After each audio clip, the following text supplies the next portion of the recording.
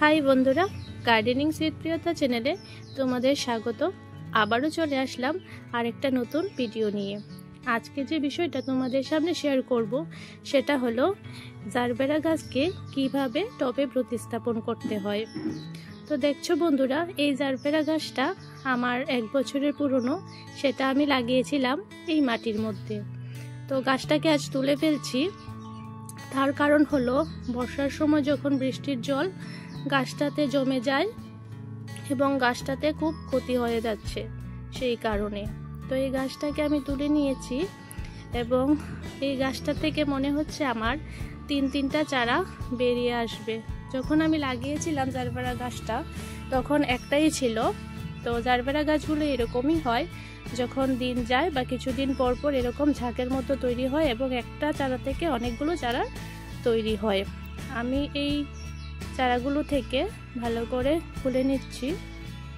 এই জারবেরা গাছে প্রায় বছরে মোটামুটি সবসময় ফুল ফুটে, কিন্তু দেখা যায় ডিসেম্বর, জানুয়ারি, ফেব্রুয়ারি, মার্চের দিকে অনেকটা বেশি ফুল ফুটে। জারবেরা ফুলের কালারগুলো বিভিন্ন প্রকৃতির হয়।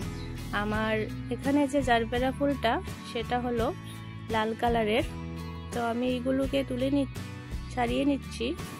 আর এই জারবেরার শিকড়গুলো অনেকটা দূর পর্যন্ত বিস্তৃত হয় না, তো সেই জন্য 6 ইঞ্চির মতো টব নিলেই হবে।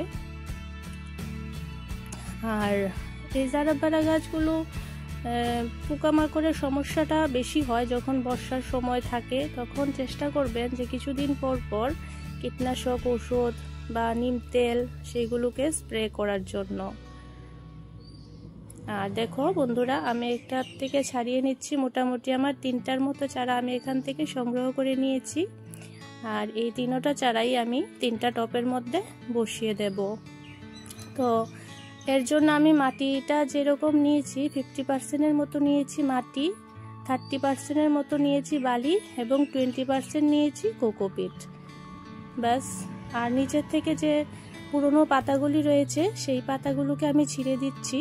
আর এই যে মাঝখানটা দেখছো সেটা হলো ক্রাউন জারবেরা গাছের। এই ক্রাউনটা যাতে নিচে না বসানো হয় সেদিকে খেয়াল রাখবেন এবং একটু উপর করে গাছগুলোকে বসানোর চেষ্টা করবেন। তো আমি এই গাছগুলোকে বসিয়ে দিচ্ছি। আর এই গাছগুলোর মধ্যে খাবার হিসাবে 15 দিন পর পর আপনারা সর্ষের খোল ভেজানো জল দেওয়ার চেষ্টা করবেন। আজকে এই পর্যন্তই বন্ধুরা। তোমাদের যদি আমার এই ভিডিওটা পছন্দ হয় অবশ্যই একটা শেয়ার করবে এবং অবশ্যই আমার চ্যানেলটাকে সাবস্ক্রাইব করে দেবে। টাটা।